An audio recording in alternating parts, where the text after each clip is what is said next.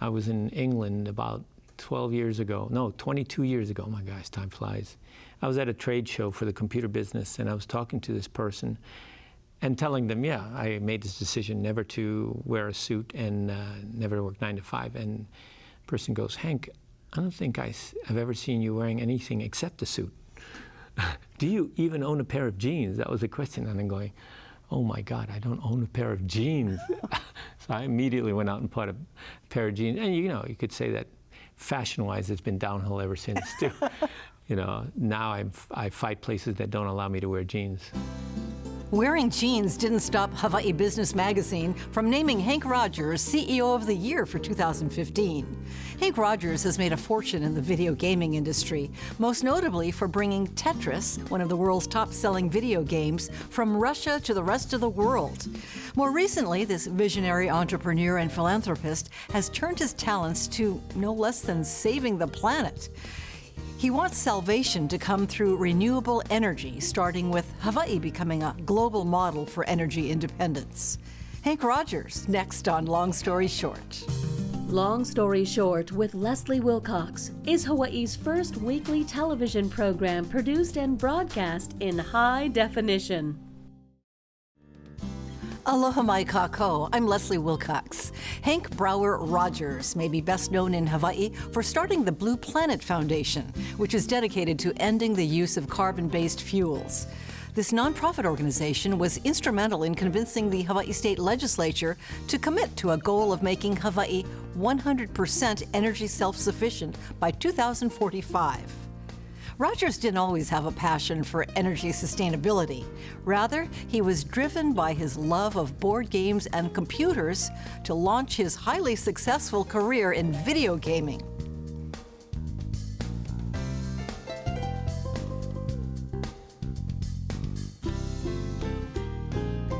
I was born in the Netherlands, and I lived there till I was 11, and my mother married an American when I was 7 years old. My name is Rogers as a result, and Mr. Rogers from New York. And so when I was— What was your name before that? Brouwer. My mother's maiden name is Brouwer, which is the Dutch version of brewer. So if you look at the Heineken bottle, it says Heineken Brouwerijen, which is Heineken Brewers. So 11 years, and it's my middle name now, by the way, because when I moved to the States, I didn't have a middle name, and everybody kept asking me, what's your middle name? So I just put my grandfather's name as my middle name since he had old daughters.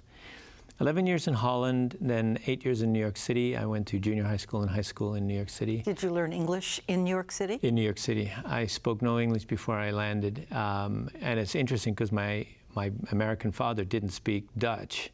And the way we communicate was in German. So I used to speak German. So New York City, I lived there 4 years in Queens, 4 years in Manhattan. I went to Stuyvesant High School, which some people will know. Which is a fabulous high school. Fabulous high school. Where you learned what? What did you? Computer science. Oh. Basically, in my 4 years at Stuyvesant, I had one elective. And my entire career since has been based on that one elective. So you graduated from Stuyvesant High School? I dropped out of Stuyvesant High School. Oh, you dropped out? Didn't like that one? I never got tired of the elective, but that was, I had taken that, and there was no more follow-up courses in that. So everything else was just like— How old were you when you dropped out? Oh, I would have graduated if I just stuck out the last year. I did graduate in New York City, but not from Stuyvesant. And I was convinced that I was never going to go to university. But I ended up, my next stop was Hawaii. Why was it Hawaii? It was a stop on the way to Japan for my family. My father is an avid Go player, or was an avid Go player. And I think that's a big part of the reason why he wanted to move the family to Japan. Another reason could be that he looked at me and he saw like a serious hippie. I turned into a hippie, and he didn't want the rest of his sons to become so, I don't know, wild, whatever. And so he's off to Japan, and you think it's to play Go. Now, you were heavily influenced by games of strategy as a kid, weren't you? Well, there weren't many when I was a kid. Say in Holland, the game of strategy was Monopoly. Mm-hmm. So I was pretty good at playing Monopoly. And you like board games? Oh yeah, board games.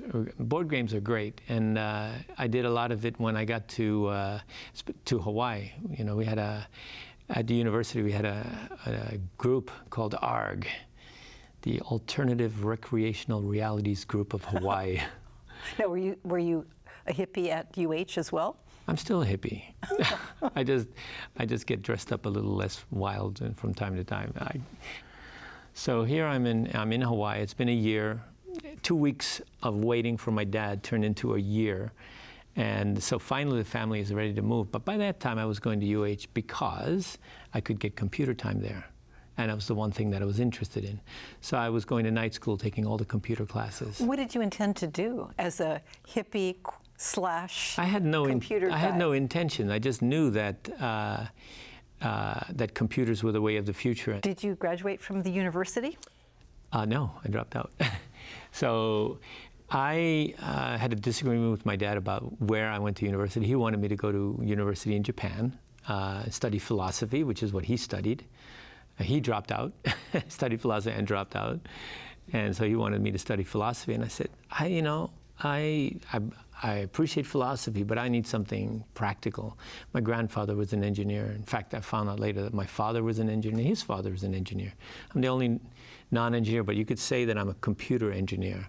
Mm-hmm. And so university had a good computer science program. And so I said, no, I got to stay behind. As a result of my disagreement with my father, I worked my way through college. I used to do everything. I drove Charlie's taxi. And so the idea is if you're working to pay for studying something, it better be something useful. And so at the end of 3 years, they called me, Mr. Rogers, you haven't taken any of your core requirements. And I said, yeah, I know, and I have no intention. He said, well, you're not going to graduate. And I said, well, that's okay. I don't actually need the paper, I just need the knowledge. And I really got a lot out of going to UH, and I never, after that, ever had an occasion where somebody asked me for a piece of paper, a degree. You would eventually do what your father wanted you to do, and that's go to Japan. Yes. I don't know that my father wanted me specifically to go to Japan. He just didn't want me to stay behind, and I appreciate that. What eventually got me to go to Japan was fell in love with a girl. I'd been to Japan several times, but I was there and she was there. I said, I'm not going back. I called my friend and said, you can have my car. And I told my friends, throw out all my stuff. Just keep this box of computer tapes. I still have this box, and I don't know how I'm ever going to read that stuff. But so I left everything behind. Henk Rogers married a Kemi and stayed in Japan for the next 18 years. For the first 6 of those years, he worked in his father's gem business. When personal computers started to take off, he decided it was time to meld his love of computers and games and strike out on his own. The result was his invention of a computer game called Black Onyx.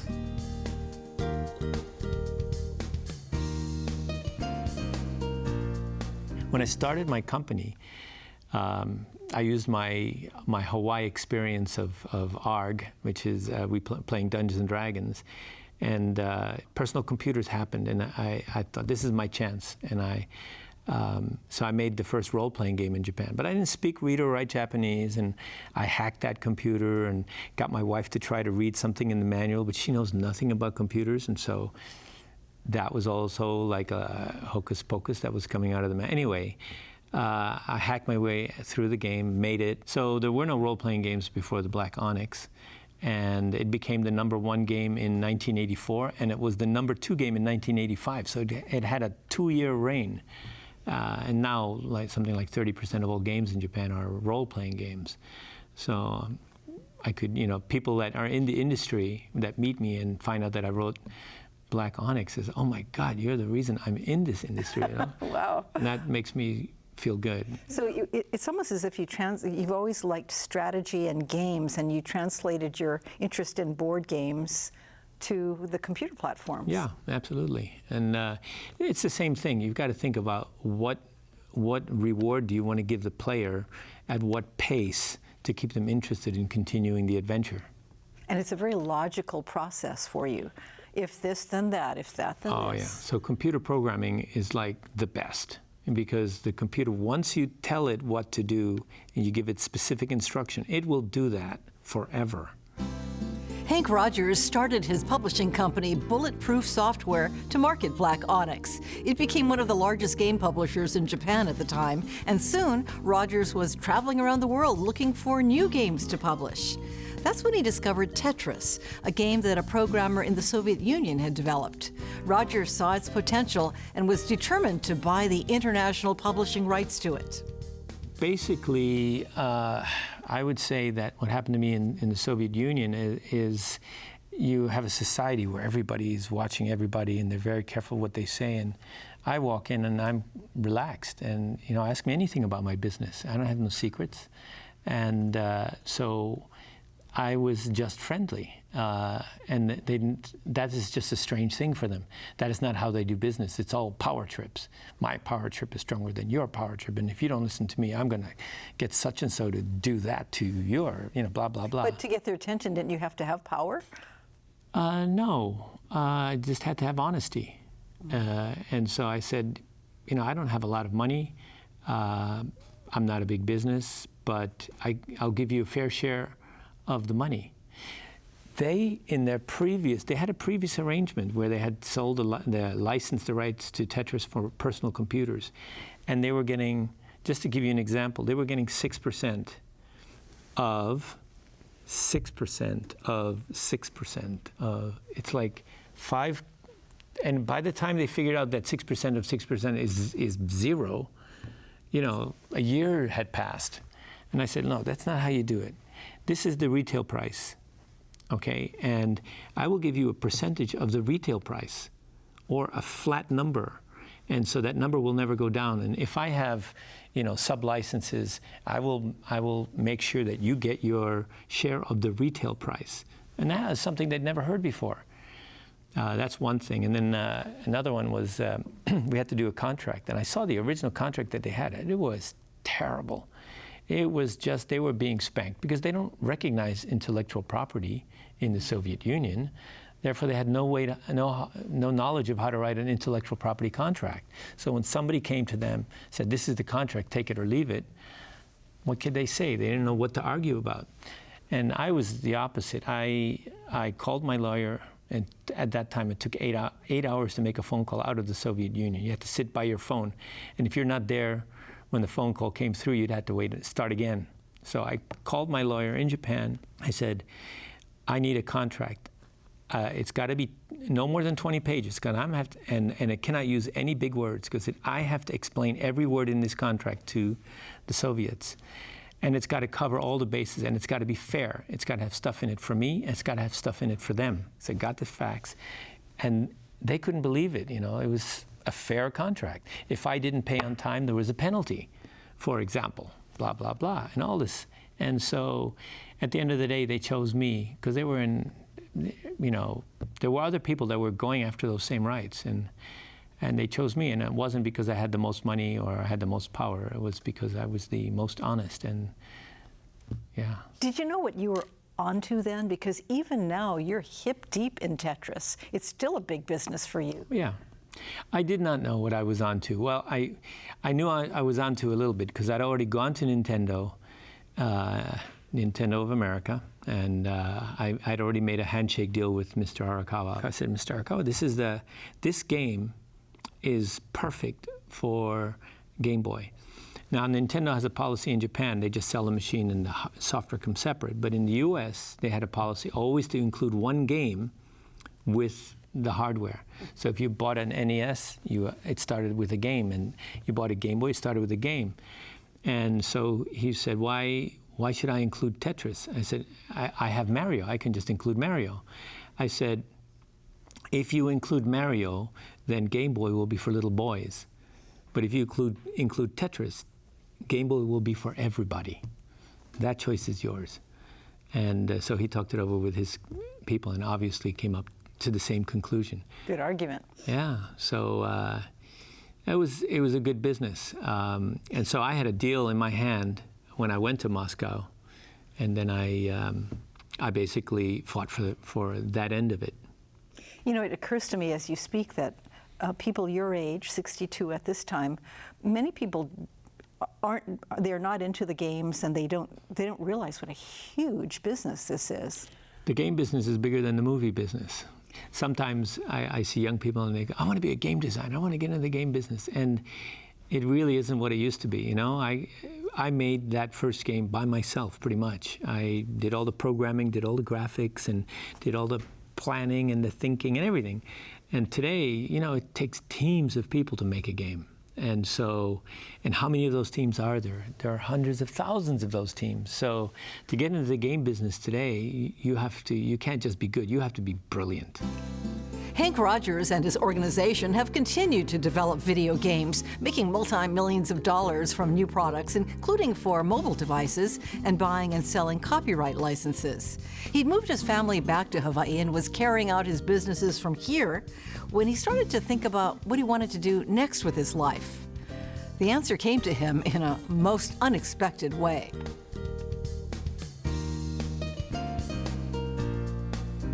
I found myself in the back of an ambulance with 100% blockage of the widowmaker. That is the artery, the biggest artery in your heart, and it will kill you if it's blocked. And so I was lucky because I kind of felt it coming, and they called an ambulance for me, and so I was already on the way to Straub. And then I realized, because they were going to take me in for observation. They said, there's nothing really wrong with you. We'll just take you in for the observation. We won't even turn on the siren. The siren went on. The guy who was taking care of him was in the cockpit talking to the hospital and saying, get the I didn't hear, but I knew he was saying, this guy is not even going to make it. Get the operation room ready and operating room ready, blah, blah, blah. I'm back there saying, first I said, you got to be kidding me. I haven't spent any of the money yet. You know, and I was kind of like, is this some kind of a joke? I worked so hard all my life and finally sell my company, get a bunch of money, and I'm on the way out. And then the second thing I said, no, I'm not going. I still have stuff to do. And it's kind of like, I thought, you know, what are the things that I always talked to myself that I was going to get done in life and that I hadn't even started? And that just made me say, no, I'm going to do this. And so I was in the hospital recovering, and the next couple of weeks I didn't go back to work. I had my chance to think about my bucket list. And so these are my missions in life. And the first mission came to me in the back of the newspaper. It was like, in the back of the newspaper, it said a story about coral. Oh, by the way, we're going to kill all the coral in the world by the end of the century. And you know, I moved to Hawaii and I fell in love with the ocean. I used to dive surf on the North Shore, and I couldn't believe that we would do something so callous as to kill all the coral in the world. Islands are made out of coral. And you know, you look a little bit further and it's like a third of the life in the ocean is dependent on the coral existing. So I said, no, we're not allowed to do that. What's causing that? It's ocean acidification. What's causing that? Carbon dioxide going into the ocean is causing that. So then my first mission is to end the use of carbon-based fuel. And so I started the foundation, and recently we had a big success in Hawaii, that Hawaii has made the mandate that they were going to be 100% renewable by 2045. For electricity, and that is a huge step in the right direction.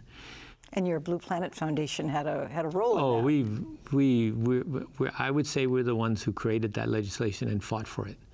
And you know, because when you create a piece of legislation, then you have to work with all the politicians, and you got to get enough politicians to get behind it to get it passed. And so it's not good enough to just come up with the words, because it's all the pushing that goes on. I guess it's called lobbying. Yes, it is. You mentioned your ranch. It's Pu'uwa'awa'a on the Kona side of the Big Island. Yes. And it is all renewable energy. It's off the grid. We're off the grid. So what we do at the ranch, I built an energy lab. And originally I wanted to just study storage, because the thing that's stopping renewables, meaning solar and wind, is that they're intermittent, which means that sometimes there's wind and sometimes there's not. And in the daytime there's light, and then in the nighttime there's not. So you get a lot of energy, and then you have to shift it to time when you don't have energy. That requires storage. And it can be pumped hydro, it can be batteries, it can be anything, flywheels.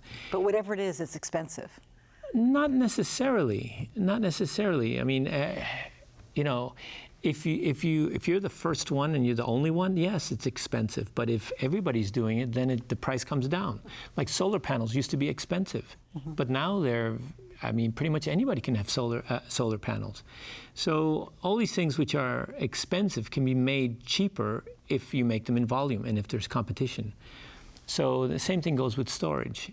So in the beginning, it's expensive, but I mean, it's like, okay, so the rich guys get to have the plasma television that costs $20,000, but now you can go to Costco and buy one for $500. The same thing. It's a little different technology, but it does the same thing. And so storage is going to be like that.